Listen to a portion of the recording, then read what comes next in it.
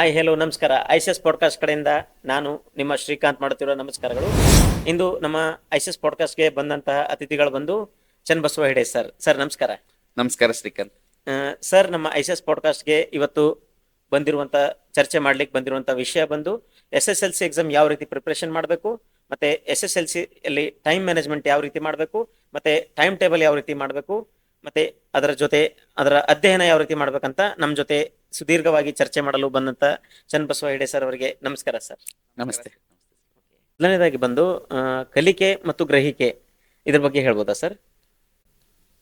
ಕಲಿಕೆ ಮತ್ತು ಗ್ರಹಿಕೆ ಎರಡು ಅತ್ಯಂತ ಮಹತ್ವಪೂರ್ಣವಾದಂತಹ ಪದಗಳು. ನಮ್ಮ ಶಿಕ್ಷಣ ಕ್ಷೇತ್ರದಲ್ಲಿ ಇದನ್ನ ವ್ಯಾಪಕವಾಗಿ ಬಳಸ್ತೇವೆ. ಕಲಿಕೆ ಎಷ್ಟು ಮುಖ್ಯವಾಗಿದೆಯೋ ಆ ಕಲಿಕೆಯಷ್ಟೇ ಮುಖ್ಯವಾದದ್ದು ಗ್ರಹಿಕೆ. ನಾವು ಏನನ್ನ ಕಲಿಕೆ ಮಾಡ್ತೀವಿ ಅನ್ನೋದಕ್ಕಿಂತ ಎಷ್ಟನ್ನ ಕಲಿಕೆ ಮಾಡ್ತೀವಿ ಅನ್ನೋದಕ್ಕಿಂತ ಎಷ್ಟನ್ನ ಗ್ರಹಿಕೆ ಮಾಡ್ಕೊಂಡಿದೀವಿ ಅನ್ನೋದು ಮುಖ್ಯ. ಹೌದು ಸರ್, ನಿಜ. ಇವತ್ ನಾಳೆ ಏನಾಗ್ತಿದೆ ಅಂದ್ರೆ ಸುಮ್ಮನೆ ಕಲಿತಾ ಕೂಡೋದಷ್ಟೇನೆ. 5-6 ಗಂಟೆ ಕೂತ್ಕೊಳ್ತಾರೆ, ಆದ್ರೆ ಅದನ್ನ ಗ್ರಹಿಕೆ ಮಾಡ್ಕೊಳ್ಳುವಂತಹ ಕೆಪಾಸಿಟಿ ಮಕ್ಕಳಲ್ಲಿ ಇಲ್ಲ. ಹಾಗಾಗಿ ನಾನು ಹೇಳುತ್ತಿರುವುದು ಒಂದೇ, ಏನು ಕಲಿತೀವಿ ಆ ಕಲಿಯುತ್ತಿರುವಂತಹದನ್ನ ಗ್ರಹಿಕೆ ಮಾಡಿಕೊಳ್ಳುವಂತಹ ಸಾಮರ್ಥ್ಯ ಕೂಡ ಮಗುವಿನಲ್ಲಿ ವಿಕಾಸ ಆಗ್ಬೇಕು.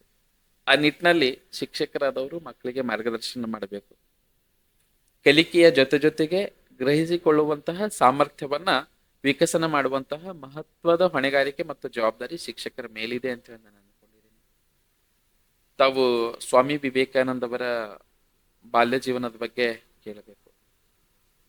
ಬಾಲ್ಯ ಜೀವನದಲ್ಲಿದ್ದಾಗ ಅವ್ರ ಕುಟುಂಬಕ್ಕೆ ಬಹಳಷ್ಟು ದೊಡ್ಡ ಸಂಕಷ್ಟದಾಯಕವಾದಂತಹ ಸನ್ನಿವೇಶಗಳು ಬಂದಿತ್ತು. ಅವರು ಸ್ವಂತ ಊರನ್ನ ಬಿಟ್ಟು ಬೇರೆ ಕಡೆ ಹೋಗ್ಬಿಟ್ಟಿದ್ರು. 1-2 ವರ್ಷಗಳ ಕಾಲ ಅವರು ತಮ್ಮ ಊರಿನಲ್ಲಿ ಇರ್ಲಿಲ್ಲ. ಬೇರೆ ಕಡೆ ಹೋಗಿದ್ದಂತಹ ಸಂದರ್ಭದಲ್ಲಿ ಅವರ ಅಧ್ಯಯನ ಮೊಟಕುಗೊಂಡಿತ್ತು. 2 ವರ್ಷಗಳ ಕಾಲ ಅಧ್ಯಯನನೇ ಇರಲಿಲ್ಲ. ಮತ್ತೆ ನೆಕ್ಸ್ಟ್ ಬಂದಾಗ ಅವರ ಜೊತೆಗಿದ್ದಂತಹ ವಿದ್ಯಾರ್ಥಿಗಳು ಮುಂದಿನ ತರಗತಿಗೆ ಉತ್ತೀರ್ಣ ಆಗಿದ್ರು. ಈಗ ವಿವೇಕಾನಂದರ ಬಾಲ್ಯದ ಹೆಸರು ನರೇಂದ್ರ ಅವರ ಸಾಮರ್ಥ್ಯದ ಬಗ್ಗೆ ಶಿಕ್ಷಕರಿಗೆ ನಂಬಿಕೆ ಇತ್ತು. ಹಾಗಾಗಿ ಅವ್ರು ಏನ್ ಮಾಡಿದ್ರು, ಅವನ್ಗೆ ನೇರ ಪರೀಕ್ಷೆ ಕೊಟ್ಕೊಳ್ಳೋದಕ್ಕೆ ಅವಕಾಶ ಮಾಡಿಕೊಟ್ಟಿದ್ರು. ಅವಕಾಶ ಮಾಡಿಕೊಟ್ಟಂತಹ ಸಂದರ್ಭದಲ್ಲಿ ಇಲ್ಲಿ ಅವನ ಜೊತೆಗಿರುವಂತಹ ವಿದ್ಯಾರ್ಥಿಗಳು ಎಲ್ಲವನ್ನ ಕಲ್ತಿದ್ರು.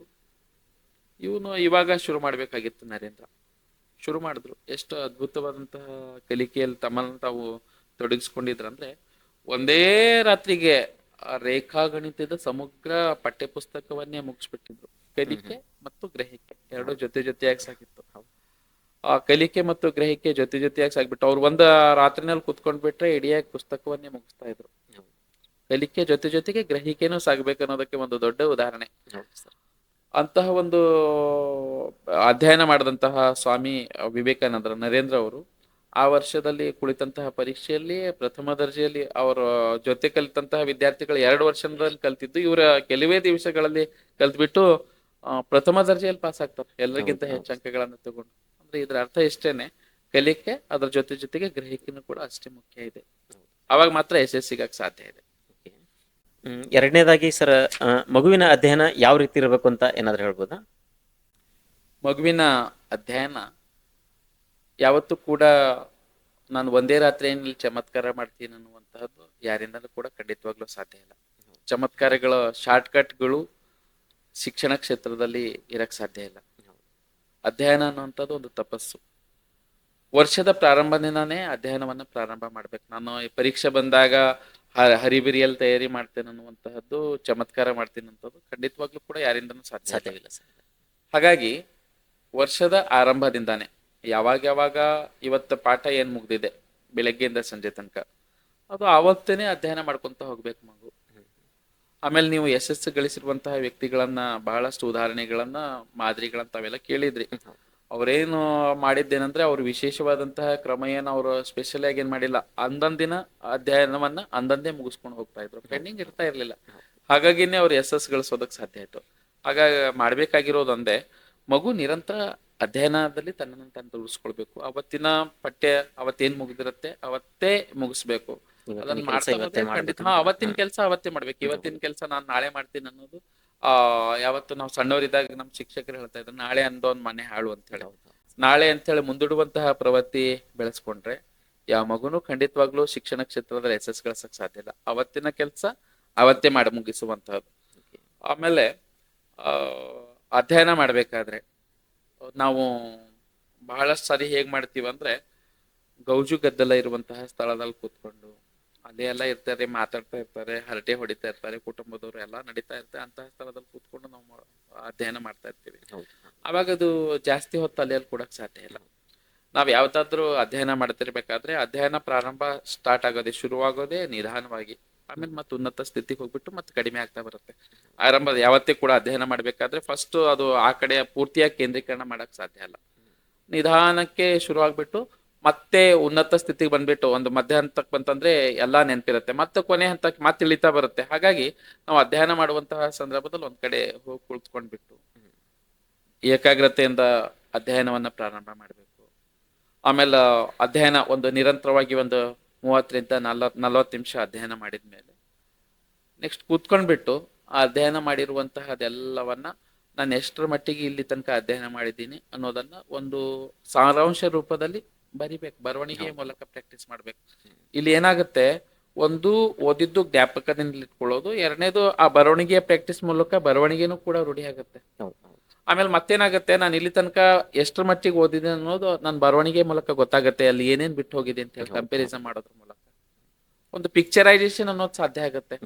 ಹಾಗಾಗಿ ಮಗು ಆ ಒಂದು 30-40 ನಿಮಿಷಗಳ ಕಾಲ ಓದಿದ್ದನ್ನ ಮತ್ತೆ ಸಾರಾಂಶ ರೂಪದಲ್ಲಿ ಬರವಣಿಗೆ ರೂಪದಲ್ಲಿ ದಾಖಲಿಸುವಂತಹದ್ದು. ಅದಿಷ್ಟಾದ್ಮೇಲೆ ನೆಕ್ಸ್ಟ್ ಏನ್ ಮಾಡ್ಬೇಕು, ಮತ್ತೆ ಮತ್ತೊಂದು ಓದೋದು ಶುರು ಮಾಡೋದಲ್ಲ, ಒಂದಿಷ್ಟು ವಿಶ್ರಾಂತಿ, ರಿಲ್ಯಾಕ್ಸ್ ಆಗಿ ಆರಾಮಾಗಿರುವಂತಹದ್ದು, ಅಡ್ಡಾಡೋದಾಗಿರ್ಬಹುದು ಅಥವಾ ಧ್ಯಾನ, ಸುಮ್ನೆ ಸೈಲೆಂಟ್ ಆಗಿ ಕುತ್ಕೊಂಡ್ಬಿಟ್ಟು ಒಂದಿಷ್ಟು ಏನು ವಿಚಾರಗಳಿರ್ಲಾರ್ದಂಗೆ ಖಾಲಿ ಹಾಳಿಯ ಹಾಗೆ ಕೂತ್ಕೊಂಡಿರೋದು. ಈ ರೀತಿ ಮಾಡ್ತಾ ಹೋದ್ರೆ ಒಂದಿಷ್ಟು ಮತ್ ನೆಕ್ಸ್ಟ್ ಅಧ್ಯಯನ ಮಾಡ್ತಿರ್ಬೇಕಾದ್ರೆ ಅದೇ ವಿಷಯ ಮುಂದುವರ್ಸೋದಲ್ಲ, ಮತ್ ಬೇರೆ ವಿಷಯ ತಗೊಳ್ಬೇಕು. ನಾವ್ ಯಾವತ್ತೂ ಕೂಡ ಅತ್ಯಂತ ಈ ವಿಷಯ ಸುಲಭ, ಈ ವಿಷಯ ಕಠಿಣ ಅಂದ್ಬಿಟ್ಟು ಕೆಲವೊಂದಿಷ್ಟು ವಿಷಯಗಳ ಕೈ ಹೆಚ್ಚಂಗಿಲ್ಲ. ಇಲ್ಲಿ ವಿದ್ಯಾರ್ಥಿಗಳಾದವ್ರಿಗೆ ಎಲ್ಲಾ ವಿಷಯಗಳು ಅಷ್ಟೇ ಮುಖ್ಯ. ನಾನು ಎಲ್ಲಾ ವಿಷಯಗಳಲ್ಲೂ ಇಲ್ಲಿ ಹೆಂಗಿದೆ ನಮ್ಮ ಇವತ್ತಿನ ಪಠ್ಯಕ್ರಮ 6 ವಿಷಯಗಳು ಏನು, ಕನ್ನಡ, ಇಂಗ್ಲಿಷ್, ಹಿಂದಿ, ಗಣಿತ, ವಿಜ್ಞಾನ, ಸಮಾಜ, ಈ ಎಲ್ಲಾ ವಿಷಯಗಳು ಕೂಡ ಅಷ್ಟೇ ಮುಖ್ಯ. ನಾನು ಆಸಕ್ತಿ ಇದೆ ಅಂತ ಹೇಳಿ ಅಂದ್ಬಿಟ್ಟು ಬರೀ ಗಣಿತವನ್ನೇ ಕಲಿಯೋದು ಅಥವಾ ಆಸಕ್ತಿ ಇದೆ ಅಂತ ಹೇಳಿ ಅಂದ್ಬಿಟ್ಟು ಬರೀ ಕನ್ನಡವನ್ನ ಕಲಿಯೋದು ಈ ರೀತಿ ಮಾಡೋದಲ್ಲ. ಎಲ್ಲಾ ವಿಷಯಗಳನ್ನು ಅಷ್ಟೇ ಆಸಕ್ತಿಯಿಂದ ಕಲಿಯುವಂತಹ ಮನೋಧೋರಣೆಯನ್ನ ಮಗು ಬೆಳೆಸ್ಕೊಳ್ಬೇಕು. ಅದ್ರ ಜೊತೆಗೆ ದೈಹಿಕ ಶಿಕ್ಷಣ ಅಷ್ಟೇ ಮುಖ್ಯ ಇದೆ, ಸಂಗೀತ ಶಿಕ್ಷಣ ಅಷ್ಟೇ ಮುಖ್ಯ ಇದೆ, ಕಂಪ್ಯೂಟರ್ ನಾಲೆಜ್ ಅಷ್ಟೇ ಮುಖ್ಯ ಇದೆ. ಎಲ್ಲಾ ವಿಷಯಗಳ ಮೇಲೆ ಕೂಡ ಒತ್ತು ಕೊಡುವಂತಹ ಕೆಲಸ ಮಗುವಿನಿಂದ ಆಗ್ಬೇಕು. ಅವತ್ತಿನ ಅಧ್ಯಯನ ಅವತ್ತೇ ಮಾಡ್ಬಿಟ್ಟು ಇಡೀ ವರ್ಷ ಪೂರ್ತಿ ತಯಾರಿಯನ್ನ ಮಾಡ್ಕೊಂತ ಬರ್ಬೇಕು. ಒಬ್ಬ ರೈತ ಫಸಲ್ ಬೆಳೆಯೋದನ್ನ ನೋಡ್ತೀವಿ ನಾವು, ಅದು ಒಂದೇ ರಾತ್ರಿಯಲ್ಲಿ ಫಸಲನ್ನ ಬೆಳೆಯಂಗಿಲ್ಲ. ನೆಲವನ್ನ ಹದ ಮಾಡ್ಬೇಕು, ಆಮೇಲೆ ಬೀಜ ಬಿತ್ತಬೇಕು, ಮತ್ತೆ ನೀರ್ ಹಾಯಿಸ್ಬೇಕು, ಬೆಳಿಬೇಕು, ಆಮೇಲೆ ನೆಕ್ಸ್ಟ್ ಇದು ಬರುತ್ತೆ, ಕಟಾವಿಗೆ ಬರುತ್ತೆ. ಇದೆಲ್ಲ ಒಂದು ಪ್ರಕ್ರಿಯೆ, ನಡೆಯುವಂತಹ ಒಂದು ಪ್ರಕ್ರಿಯೆ. ಹಾಗೆ ವಿದ್ಯಾರ್ಥಿ ಆದವನು ಕೂಡ ಹಾಗೆ ಬೆಳೀತಾ ಬರಬೇಕು, ಅಧ್ಯಯನ ನಿರಂತರವಾಗಿ ಸಾಗ್ತಾ ಹೋಗ್ಬೇಕನ್ನುವಂಥದ್ದು ನನ್ನ ಅಭಿಪ್ರಾಯ. ಸರ್, ಪರೀಕ್ಷಾ ಸಮಯದಲ್ಲಿ ವಿದ್ಯಾರ್ಥಿಗಳು ಸಮಯ ನಿರ್ವಹಣೆ ಮತ್ತು ವೇಳಾಪಟ್ಟಿನ ಯಾವ ರೀತಿ ತಯಾರು ಮಾಡಬೇಕು ಮತ್ತೆ ಯಾವ ರೀತಿ ಸ್ಟಡಿ ಮಾಡ್ಬೇಕಂತ ಏನಾದ್ರು ಹೇಳ್ಬೋದು? ಪರೀಕ್ಷಾ ಸಮಯದಲ್ಲಿ ವಿದ್ಯಾರ್ಥಿಗಳು ಅದನ್ನ ಸಹಜ ಪ್ರಕ್ರಿಯೆ ಅನ್ನೋ ರೀತಿಯಲ್ಲಿ ತಗೊಳ್ಬೇಕು. ಯಾವುದೇ ಕಾರಣಕ್ಕೂ ಪರೀಕ್ಷೆ ಅಂದ ತಕ್ಷಣನೇ ಭಯ ಬೀಳುವಂತಹದ್ದು, ಪರೀಕ್ಷೆ ಅಂದ ತಕ್ಷಣನೇ ದಿಗಿಲು ಬೀಳುವಂತಹದ್ದು, ಆತಂಕ ಪಡುವಂತಹದ್ದೇನಿಲ್ಲ. ಪರೀಕ್ಷೆ ಅನ್ನೋದು ಒಂದು ಹಬ್ಬ, ಸಹಜವಾದಂತಹ ಪ್ರಕ್ರಿಯೆ ಅದು. ಹಾಗಾಗಿ ಅದನ್ನ ಹಬ್ಬದ ರೀತಿಯಲ್ಲಿ ಆಚರಣೆ ಮಾಡಬೇಕು. ಹಾಗಾಗಿ ಮಗು ಇದಕ್ಕೆ ಸೂಕ್ತವಾದಂತಹ ಸಿದ್ಧತೆ ಮತ್ತು ತಯಾರಿಗಳನ್ನು ಮಾಡ್ಕೊಳ್ಬೇಕು. ಇದಕ್ಕೋಸ್ಕರ ವೇಳಾಪಟ್ಟಿಯನ್ನ ರಚನೆ ಮಾಡುವಂತಹ ಸಂದರ್ಭದಲ್ಲಿ ಬೆಳಿಗ್ಗೆ ಬ್ರಾಹ್ಮಿ ಮುಹೂರ್ತದಲ್ಲಿ ಮಕ್ಕಳು ಎದ್ದೇಳ್ಬೇಕು ಅಂತಾರೆ. ಬೆಳಿಗ್ಗೆ ಓದಿರುವಂತಹದ್ದು ಮಕ್ಕಳಿಗೆ ಹೆಚ್ಚು ಜ್ಞಾಪಕದಲ್ಲಿ ಇರುತ್ತೆ ಅನ್ನುವಂತಹ ದೃಷ್ಟಿಕೋನದಿಂದ ಬೆಳಿಗ್ಗೆ ಬೇಗ ಎದ್ದಂತಹ ಸಂದರ್ಭದಲ್ಲಿ ಮಗು ಒಂದಿಷ್ಟು ಯೋಗ ಧ್ಯಾನವನ್ನ ಮಾಡಿಬಿಟ್ಟು ಅದಾದ್ಮೇಲೆ ಅವನಿಗೆ ಯಾವುದು ಅತ್ಯಂತ ಕಠಿಣ ಅನ್ಸುತ್ತೋ ಆ ವಿಷಯದ ಅಧ್ಯಯನವನ್ನು ಬೆಳಿಗ್ಗೆ ಪ್ರಾರಂಭ ಮಾಡ್ಬೇಕಂತ. ಯಾಕಂದ್ರೆ ಬೆಳಿಗ್ಗೆ ಗ್ರಾಸ್ಪಿಂಗ್ ಪವರ್ ಜಾಸ್ತಿ ಇರುತ್ತೆ, ಯಾವುದು ಓದ್ತಾರೋ ಅದು ನೆನಪಿಟ್ಟುಕೊಳ್ಳುವಂತಹದ್ದು ಜಾಸ್ತಿ ಇರುತ್ತೆ. ಹಾಗಾಗಿ ನೆನಪಿನ ಶಕ್ತಿ ಅಗಾಧವಾಗಿರುವ ಕಾರಣ ಮತ್ತೆ ಖಾಲಿ ಹಾಳೆಯ ರೀತಿಯಲ್ಲಿ ಇರುತ್ತೆ. ಇಲ್ಲೇನಾಗುತ್ತೆ, ರಾತ್ರಿ ಸಮಯದಲ್ಲಿ ಬೆಳಗ್ಗೆಯಿಂದ ಸಂಜೆ ತನಕ ಹಲವಾರು ಚಟುವಟಿಕೆಗಳೆಲ್ಲ ತೊಡಗಿಸ್ಕೊಂಡೋದ್ರ ಮೂಲಕ ಮನ್ಸು ಕಲಿಕಿರುತ್ತೆ.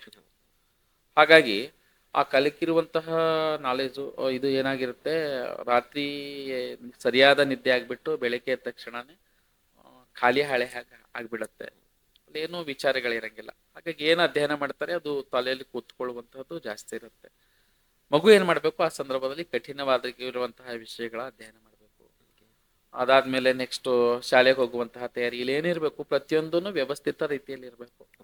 ಯಾವುದು ಕೂಡ ಪ್ರತಿಯೊಂದು ಏನೇ ಪ್ರಕ್ರಿಯೆಗಳು ಮಾಡಿದ್ರು ಕೂಡ ಅತ್ಯಂತ ಶಿಸ್ತುಬದ್ಧವಾಗಿ ಮಾಡ್ಬೇಕು, ಶ್ರದ್ಧಾಪೂರ್ವಕವಾಗಿ ಮಾಡ್ಬೇಕು. ಮಗು ಏನನ್ ಮಾಡ್ತಾನೆ ಅದೆಲ್ಲಾನು ಶ್ರದ್ಧಾಪೂರ್ವಕವಾಗಿರ್ಬೇಕು. ಯಾವುದೋ ರೀತಿಯಾದಂತಹ ಗಡಿಬಿಡಿ ಹರಿಬಿರಿ ಯಾವುದೋ ಒಂದು, ಇಲ್ಲಿ ಏನಾಗುತ್ತೆ, ಮಗು ಒಂದು ಕೆಲಸ ಮಾಡ್ತಾ ಇರತ್ತೆ, ಮತ್ತೊಂದು ಧ್ಯಾನ ಮಾಡ್ತಾ ಇರತ್ತೆ. ಅಲ್ಲಿ ಕೂತಿರತ್ತೆ, ಅಧ್ಯಯನ ಮಾಡುವಂತಹ ಸಂದರ್ಭದಲ್ಲಿ ಮತ್ತೊಂದು ಮಾಡುವಂಥದ್ದು, ಮತ್ತೇನೋ ಊಟ ಮಾಡ್ತಿರ್ತಾನೆ, ಊಟ ಮಾಡೋ ಸಂದರ್ಭದಲ್ಲಿ ಮತ್ತೊಂದು ಮಾಡುವಂಥದ್ದು. ಏನೇ ಪ್ರಕ್ರಿಯೆಗಳು ಮಾಡಿರ್ಲಿ, ಕೂತಿರ್ತಾನಂದ್ರೆ ಕೂಡೋ ಕಡೆ ಧ್ಯಾನ ಪೂರ್ವಕವಾಗಿ ಪ್ರಜ್ಞಾಪೂರ್ವಕವಾಗಿ ಕೂಡುವಂತಹದ್ದು. ಬುದ್ಧನ ಜೀವನದಲ್ಲಿ ಒಂದು ಘಟನೆ ಬರುತ್ತೆ. ಬುದ್ಧ ಒಂದ್ಸಾರಿ ಪ್ರವಚನ ನೀಡುವಂತಹ ಸಂದರ್ಭದಲ್ಲಿ ಹೀಗೆ ಅಪ್ರಜ್ಞಾಪೂರ್ವಕವಾಗಿ ಹೀಗೆ ಮಾಡ್ಬಿಡ್ತಾರೆ. ಒಂದೇನೋ ನೊಣ ಬಂದ್ಬಿಡತ್ತೆ, ಅಪ್ರಜ್ಞಾಪೂರ್ವಕವಾಗಿ, ಅದು ಸಹಜವಾಗಿ ಇದು ಅಂತ ಹೇಳಿ ಬಂದ್ಬಿಡತ್ತೆ. ಆಮೇಲೆ ನೆಕ್ಸ್ಟ್ ಏನ್ ಮಾಡ್ತಾರೆ, ಮತ್ತೆ ಪ್ರಜ್ಞಾಪೂರ್ವಕವಾಗಿ ಕೈ ಮತ್ತೊಂದ್ಸರಿ ಮಾಡ್ತಾರೆ. ಅಂದ್ರು ಏನೇ ಮಾಡ್ಬೇಕಾದ್ರೂ ಪ್ರಜ್ಞಾಪೂರ್ವಕವಾಗಿ ಮಾಡ್ಬೇಕನ್ನುವಂತಹದ್ದು ಬುದ್ಧ ಕೊಟ್ಟಿರುವಂತಹ ಸಂದೇಶ. ಹಾಗಾಗಿ ಅದು ಹೇಳಿದ್ನಲ್ಲ, ಒಂದ್ಸಾರಿ ಸುಮ್ನೆ ಹಾಗೆ ಕೈ ಹೋಗಿದ್ದು, ಮತ್ತೆ ನೆಕ್ಸ್ಟ್ ಮತ್ತೊಂದ್ಸಾರಿ ಪ್ರಜ್ಞಾಪೂರ್ವಕವಾಗಿ ಮಾಡಿ ಅದನ್ನ ಪೂರೈಸಿದ್ರು ಅವ್ರು. ಹಾಗಾಗಿ ನಾವು ಏನೇ ಮಾಡ್ಬೇಕಾದ್ರೂ ಪ್ರಜ್ಞಾಪೂರ್ವಕವಾಗಿ ಮಾಡುವಂತಹದ್ದು ಮಕ್ಕಳಲ್ಲಿ ಪ್ರವೃತ್ತಿ ಬೆಳಿಬೇಕು. ಕೂತ್ಕೊಂಡಾಗ ಪ್ರಜ್ಞಾಪೂರ್ವಕವಾಗಿ ಕೂತ್ಕೋಬೇಕು. ಊಟ ಮಾಡುವಂತಹ ಸಂದರ್ಭದಲ್ಲಿ ಪ್ರಜ್ಞಾಪೂರ್ವಕವಾಗಿ ಊಟ ಮಾಡ್ಬೇಕು.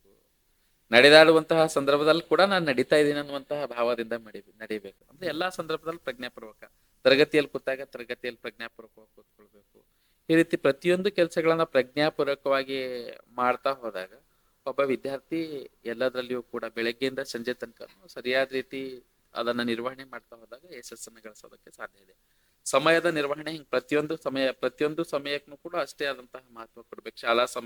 ಶಾಲಾ ಸಮಯಕ್ಕೆ ಅಷ್ಟೇ ಆದಂತಹ ಮಹತ್ವ. ಶಾಲೆನಲ್ಲಿ ಹರಟೆ ಹಟ್ಕೊಂತ ಕೊಡೋದು, ಸುಮ್ಮನೆ ಸಮಯ ಹರಣ ಮಾಡುವಂಥದ್ದಿಂತ ಮಾಡಬಾರ್ದು.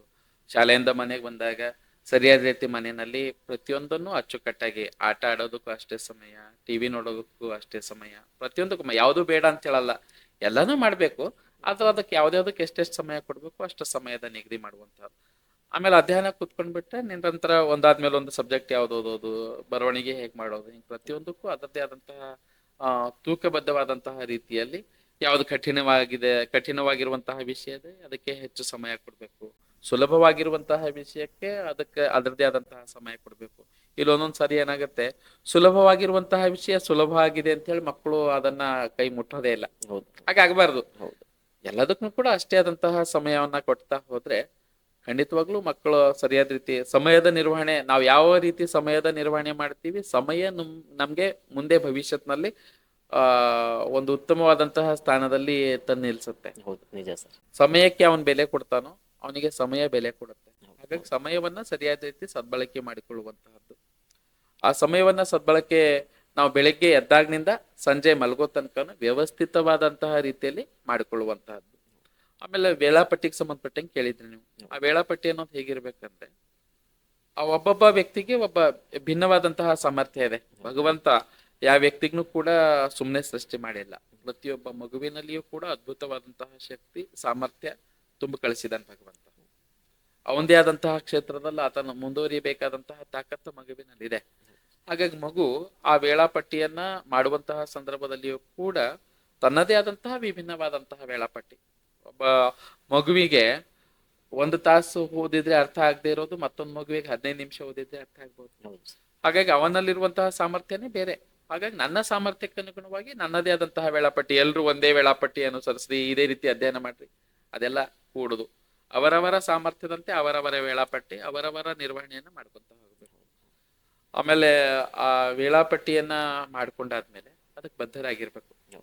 ಅದನ್ನ ಈ ದಿವಸ ನಾನು ನಿನ್ನೆ ದಿವಸ ಆ ಸಮಯದಲ್ಲಿ ಏನ್ ಮಾಡಿದೀನೋ ಇವತ್ತಿನ ದಿವಸನೂ ಕೂಡ ಅದೇ ಮಾಡ್ಬೇಕು, ನಾಳೆ ದಿವಸನೂ ಅದೇ ಮಾಡ್ಬೇಕು. ಅದ್ರಲ್ಲಿ ಬದಲಾವಣೆಗಳು ಮಾಡ್ತಾ ಹೋಗ್ಬಾರ್ದು. ಇದು ಮಾಡ್ತಾ ಹೋದಂಗೆ ಒಂದು ಶಿಸ್ತು ಬೀಳುತ್ತೆ. ಆ ಮಾನಸಿಕ ಶಿಸ್ತು ಅನ್ನೋದು ಜೀವನದಲ್ಲಿ ಇಷ್ಟು ಪರಿಣಾಮ ಬೀರುತ್ತಂದ್ರೆ ಅದೇ ಶಿಸ್ತು ಎಲ್ಲಾ ಕಡೆನೂ ಅನ್ವಯ ಆಗ್ತಾ ಹೋಗುತ್ತೆ. ಮಗುವಿನಲ್ಲಿ ಒಂದು ಸುಂದರವಾದಂತಹ ವ್ಯಕ್ತಿತ್ವ ಅರಳುತ್ತೆ. ಹಾಗಾಗಿ ಮಗು ಆದವನು ಇಂತಹ ಒಂದು ಅದ್ಭುತವಾದಂತಹ ತನ್ನದೇ ಆದಂತಹ ಒಂದು ವೇಳಾಪಟ್ಟಿಯನ್ನು ರೂಪಿಸಿಕೊಂಡು ತನ್ನದೇ ಆದಂತಹ ಆ ವೇಳಾಪಟ್ಟಿಯನ್ನು ನಿರ್ವಹಣೆ ಮಾಡೋದ್ರ ಮೂಲಕ ಆ ಅಧ್ಯಯನವನ್ನು ನಿರಂತರವಾಗಿ ಮಾಡ್ತಾ ಹೋಗ್ಬೇಕು. ಸರ್, ಇನ್ನೊಂದು ಹಳೆ ಪ್ರಶ್ನೆ ಪತ್ರಿಕೆ ಇವಾಗ ಎಕ್ಸಾಮ್ ಸಮಯ, ಪರೀಕ್ಷೆ ಸಮಯ ಬಂದಿದೆ. ಹಳೆ ಪ್ರಶ್ನೆ ಪತ್ರಿಕೆಯಿಂದ ಇವಾಗ ಎಕ್ಸಾಮಿಗೆ ಏನಾದರೂ ಹೆಲ್ಪ್ ಆಗ್ಬೋದಾ? ಹಳೆ ಪ್ರಶ್ನೆ ಪತ್ರಿಕೆಗಳು ಮಗುವಿಗಿರುವಂತಹ ಒಂದು ಕಾನ್ಸೆಪ್ಟ್ ಅನ್ನ ಕ್ಲಿಯರ್ ಮಾಡುತ್ತೆ. ಏನ್ ಕಾನ್ಸೆಪ್ಟ್ ಅಂದ್ರೆ, ಪ್ರಶ್ನೆ ಪತ್ರಿಕೆಗಳು ಯಾವ ರೀತಿಯಾಗಿರ್ತಾವ ಅನ್ನೋದಕ್ಕೆ ಸಂಬಂಧಪಟ್ಟಂಗೆ, ಪ್ರಶ್ನೆಗಳನ್ನ ಹೇಗೆ ಕೇಳ್ತಾರೆ ಅನ್ನೋದಕ್ಕೆ ಸಂಬಂಧಪಟ್ಟಂಗೆ. ಆದ್ರೆ ಬರೀ ಪ್ರಶ್ನೆ ಪತ್ರಿಕೆಗಳನ್ನ ಬಿಡಿಸೋದ್ರಿಂದ ಹೆಚ್ಚು ಅಂಕಗಳನ್ನ ಗಳಿಸ್ತಾರ ಅಂತ ಹೇಳಲ್ಲ. ಆ ಪ್ರಶ್ನೆ ಪತ್ರಿಕೆಗಳು ಏನ್ ಮಾಡ್ತಾವಂದ್ರೆ ಒಂದು ನೀಲನಕ್ಷೆಯನ್ನ ಒದಗಿಸ್ಕೊಡ್ತವೆ. ಯಾವ ಪ್ರಶ್ನೆಗಳನ್ನ ಕೇಳ್ತಾರೆ, ಹೇಗ್ ಕೇಳ್ತಾರೆ ಅನ್ನೋದಕ್ಕೆ ಸಂಬಂಧಪಟ್ಟಂಗೆ. ಆಮೇಲೆ ಬೇರೆ ಬೇರೆ ಪ್ರಶ್ನೆಗಳು ನೋಡ್ತಾ ಬರ್ತಿದ್ದ ಹಾಗೆ ಏನ್ ಅನ್ಸುತ್ತಂದ್ರೆ, ಆ ಪ್ರತಿ ಪರೀಕ್ಷೆಗಳಲ್ಲೂ ಪ್ರಶ್ನೆಗಳು ಹೇಗೆ ವಿಭಿನ್ನವಾಗಿ ಕೇಳ್ತಾರೆ, ಭಿನ್ನ ರೀತಿಯಾದಂತಹ ತಯಾರಿ ಮಾಡೋದಕ್ಕೆ ಮಕ್ಕಳಿಗೆ ಅನುಕೂಲ ಆಗುತ್ತೆ. ಆದ್ರೆ ಇದರ ಅರ್ಥ ಇಷ್ಟೇ, ನಾವು ಪ್ರಶ್ನೆ ಪತ್ರಿಕೆಗಳನ್ನ ಬಿಡಿಸೋದಕ್ಕಿಂತ ಮುಂಚೆ ಪೂರ್ತಿಯಾದ ಪಠ್ಯ ಪುಸ್ತಕಗಳನ್ನ ಓದಿ ಮುಗಿಸಿರ್ಬೇಕು. ಯಾವುದೇ ರೀತಿಯಾದಂತಹ ಗೈಡ್ಗಳನ್ನ ತಗೊಂಡು ಕೊಡೋದೇ ಆಗ್ಲಿ, ಈಗ ಬಹಳಷ್ಟು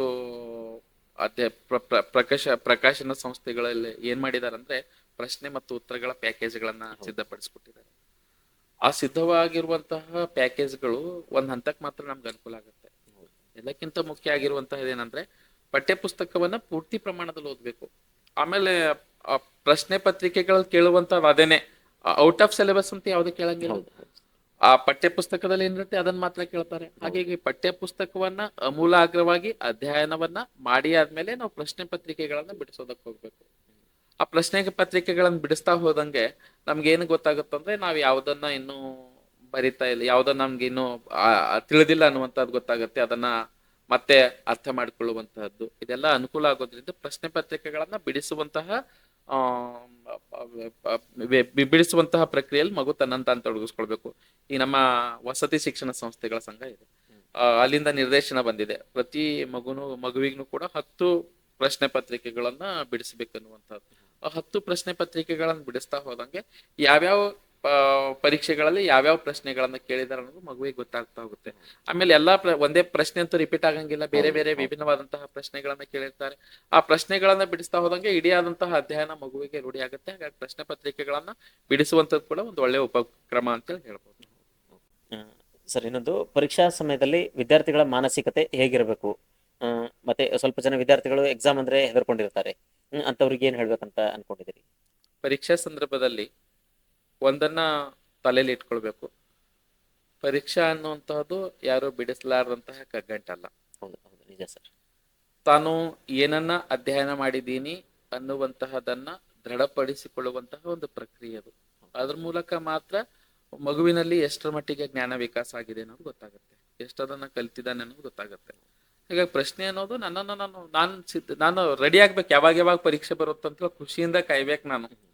ಹಾಗಾಗಿ ಯಾವುದೇ ಕಾರಣಕ್ಕೂ ಆತಂಕ ಮತ್ತು ದಿಗಿಲು ಪಡುವಂತಹ ಪ್ರಮೇಯ ಇಲ್ಲ. ಸಹಜವಾಗಿ ಸರಳವಾಗಿ ಪರೀಕ್ಷೆಯನ್ನ ಎದುರಿಸ್ಬೇಕು. ಅದು ಯಾವುದೇ ಕಾರಣಕ್ಕೂ ನಾವು ಒಂದನ್ನ ತಲೆಗಿಡಬೇಕು, ನನ್ನ ಸಾಮರ್ಥ್ಯಕ್ಕಿಂತ ಪರೀಕ್ಷೆ ಅನ್ನೋದು ದೊಡ್ಡದಲ್ಲ ಅಂತ ಮನದಟ್ಟು ಮಾಡ್ಕೊಳ್ಬೇಕು. ನನ್ನ ಸಾಮರ್ಥ್ಯಕ್ಕೆ, ಯಾಕಂದ್ರೆ ಸಾಮರ್ಥ್ಯ ಮೀರಂತೂ ಯಾರು ಕೇಳಂಗಿಲ್ಲ. ಇಲ್ಲಿ ಏನಿರುತ್ತೆ, ಯಾವುದೇ ಪಠ್ಯ ಪುಸ್ತಕ ಆಗಿರ್ಲಿ ಪರೀಕ್ಷೆಗಳಾಗಿರ್ಲಿ ಯಾವ ರೀತಿ ರೂಪಿತಗೊಂಡಿರುತ್ತೆ ಅಂದ್ರೆ ಮಗುವಿನ ಮಾನಸಿಕ ಮಟ್ಟಕ್ಕೆ ಅನುಗುಣವಾಗಿನೇ ಇರುತ್ತೆ. ಮಾನಸಿಕ ಮಟ್ಟ, ಬೌದ್ಧಿಕ ಮಟ್ಟ ಮೀರಿ ಯಾವುದೇ ಪ್ರಶ್ನೆ ಪತ್ರಿಕೆಗಳಿರಂಗಿಲ್ಲ. ಅವರಿಗೆ ಅವರ ಎಷ್ಟು ಅರ್ಥ ಮಾಡ್ಕೊಂಡಿದ್ದಾರೆ ಅನ್ನೋದನ್ನ ಪ್ರಶ್ನೆ ಮಾಡುವಂತಹದ್ದು ಇರೋದ್ರಿಂದ ಪರೀಕ್ಷೆಗೆ ಅತ್ಯಂತ ಸಹಜವಾಗಿ ಸಿದ್ಧತೆಯನ್ನು ನಡೆಸಬೇಕು. ಇಂತಹ ಸಂದರ್ಭದಲ್ಲಿ ಒಂದು ಪರೀಕ್ಷೆ ಬಂದಂತಹ ಸಂದರ್ಭದಲ್ಲಿ ಬಹಳಷ್ಟು ವಿದ್ಯಾರ್ಥಿಗಳನ್ನ ನೋಡಿದೀವಿ ನಾವು. ಪರೀಕ್ಷೆ ಸಮೀಪ ಬಂದಿದೆ ಅಂತೇಳಿ ಉಪವಾಸ ಮಾಡೋದು, ಆಮೇಲೆ ಸಮಯ ಬಿಟ್ಟು ಸಮಯ ಇದು ಮಾಡುವಂತಹದ್ದು, ಅತಿಯಾದಂತಹ ಊಟ. ಇಲ್ಲಿ ಒಂದು ಅತಿಯಾದ ಊಟ ಮಾಡ್ತಾರೆ, ಇಲ್ಲಾಂದ್ರೆ ಉಪವಾಸ ಬೀಳ್ತಾರೆ. ಅತಿ ಊಟನೂ ಬೇಡ, ಉಪವಾಸನೂ ಬೇಡ.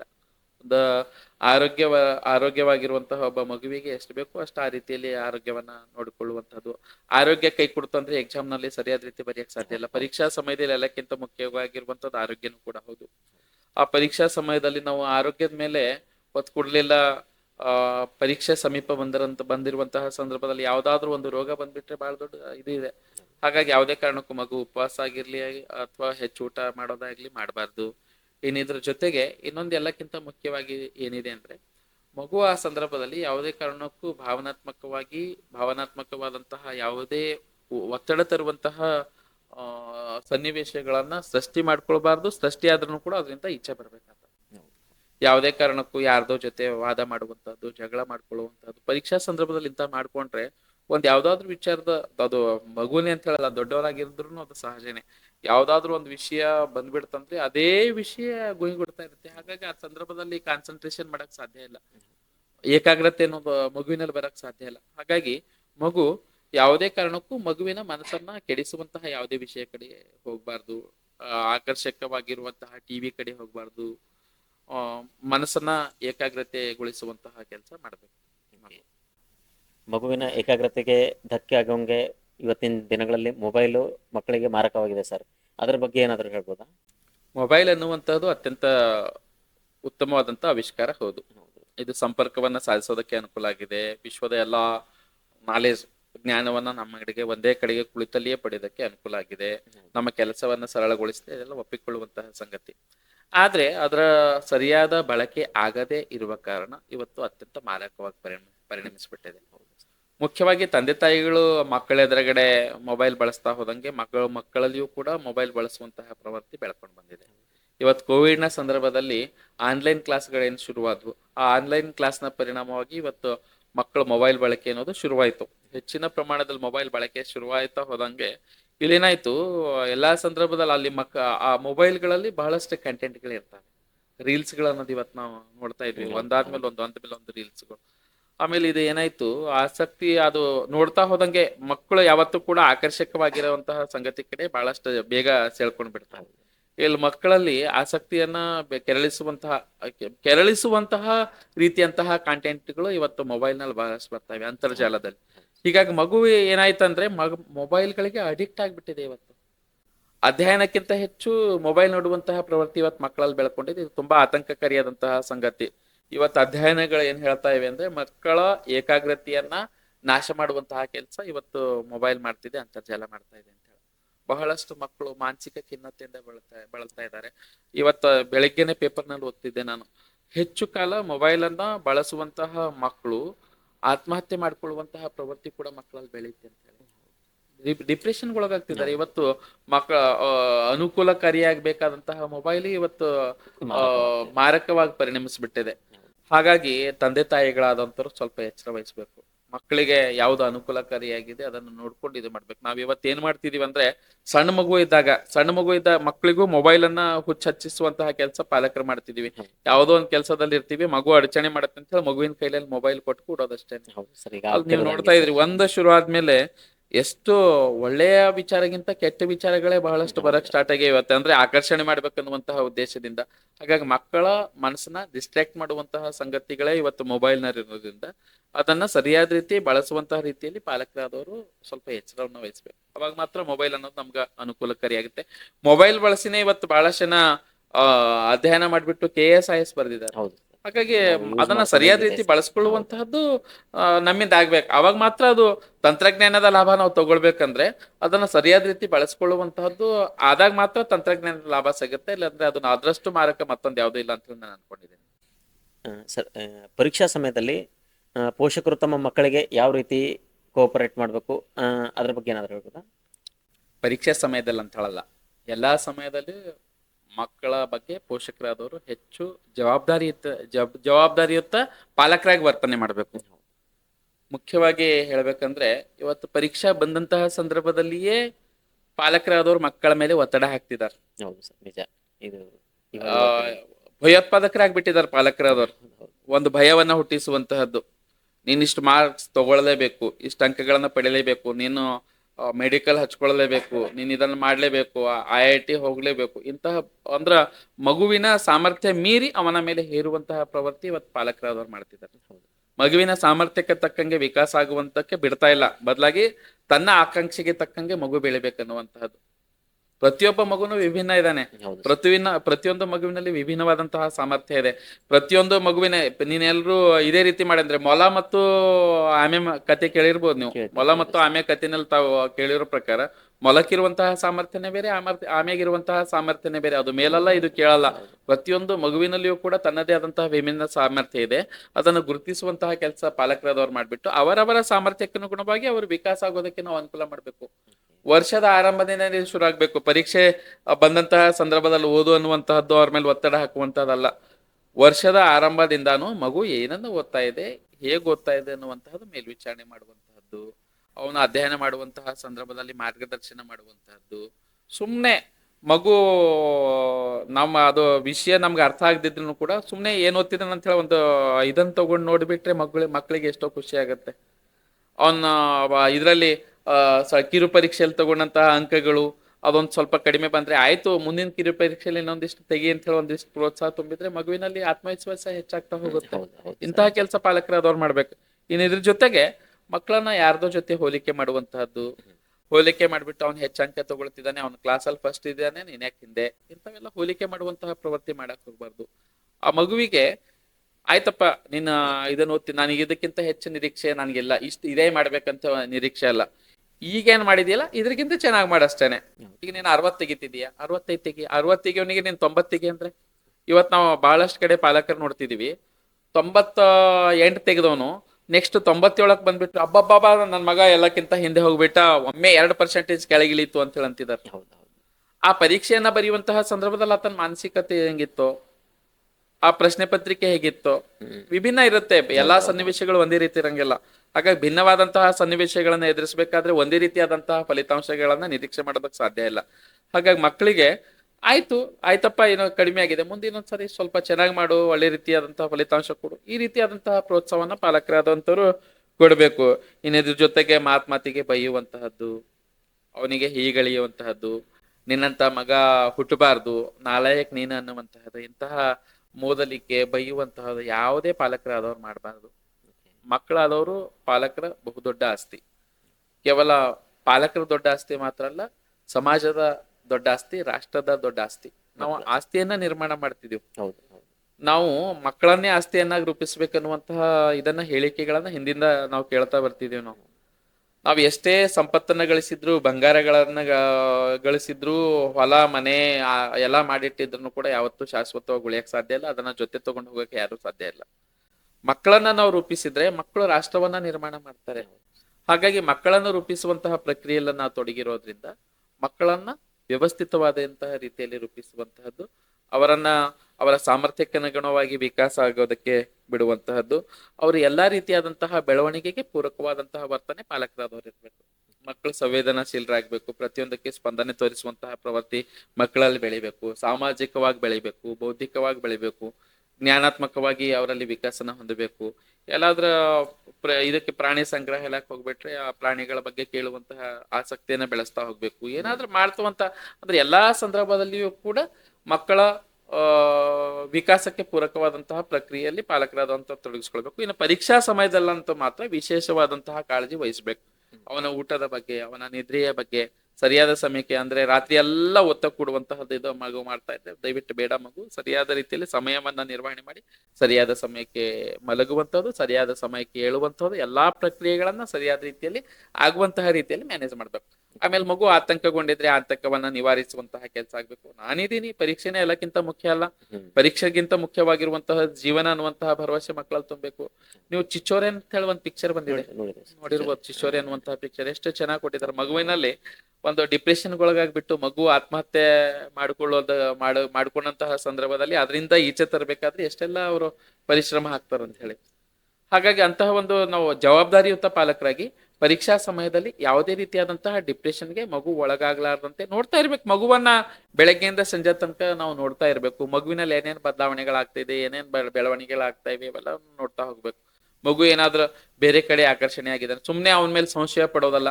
ಸುಮ್ನೆ ನಜರ್ ಅಂದಾಜ್ ಅಂತ ಹೇಳಿ ಒಂದ್ ಶಬ್ದ ಬರುತ್ತೆ ನಮ್ ಕಡೆ. ನಜರ್ ಅಂದಾಜ್ ಮೇಲೆ ನೋಡ್ತಾ ಹೋಗ್ಬೇಕು ನಾವು. ಸುಮ್ನೆ ಅವನ ಮೇಲೆ ಸಂಶಯ ಪಟ್ಬಿಟ್ಟು ಅವನೇನ ಪ್ರತಿಯೊಂದನ್ನ ಚೆಕ್ ಮಾಡೋದು, ಅಲ್ಲಿ ಕೂತ್ಕೊಂಡು ಏನ್ ಮಾಡಿದ್ಯಾ ನೀನು, ಇಂಥವೆಲ್ಲ ಪ್ರಶ್ನೆಗಳನ್ನ ಮಾಡೋದಕ್ ಬದಲಾಗಿ ಸುಮ್ನೆ ಒಂದು ನಜರ್ ಅಂದಾಜ್ ಮಾಡ್ಬಿಟ್ಟು ಮಗು ಹೇಗೆ ಬೆಳೀತದೆ ಅನ್ನೋದಂತ ನೋಡ್ಕೊಂಡ್ಬಿಟ್ಟು ಸರಿಯಾದ ರೀತಿಯಾದಂತಹ ಮಾರ್ಗದರ್ಶನ ಪರೀಕ್ಷಾ ಸಮಯದಲ್ಲಿ ಕೊಡ್ತಾ ಹೋದ್ರೆ ಮಗು ಖಂಡಿತವಾಗ್ಲೂ ಯಶಸ್ಸಾಗುತ್ತೆ.